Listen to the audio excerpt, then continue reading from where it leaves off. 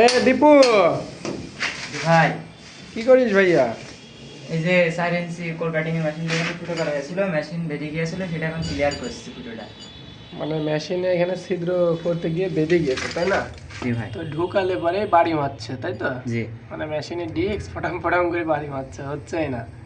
এই যে দেখেন, তো এটা হচ্ছে কি শ্রেণী আদুর্দি করে দিচ্ছ, তাই না? জি, এটা ক্লিয়ার করতে বসছি না তো, এই যে আচ্ছা, সুন্দরভাবে করে দিও। আর এখানে এই যে এগুলা কনসিল করে দাওনি কেন? ওটো এগুলা ডিম তো আর কাটা যাচ্ছে না ভাই। ডিম এক্স্যাক্টলি, কাটা বিম তো আর মোটেও ঠিক নাই। কখনোই কাটা যাবে না। বিম কোথাও কোনো জায়গায় বিম কাটা যাবে না। বিমের উপর দিয়ে দিয়েছো, এটা তো টাইসে মেকআপ করতে পারবে তো? টাইসে মেকআপ হয়ে যাবে, আসলে টাইসে মানে মেকআপ হয়ে যাবে। যেহেতু আমাদের সিপিপিসি পাইপ এমনিতে চিকন, তাই না? জি ভাই। তো এখানে দেখেন, এটা হচ্ছে বিম না কেটে কাজটা করা হয়েছে, টাইসে মেকআপ করতে হবে। কারণ বিম কাটা কখনোই সম্ভব নয়, এটা কোথাও সরানোও যাবে না, যেহেতু ডিসিশন কমপ্লিট।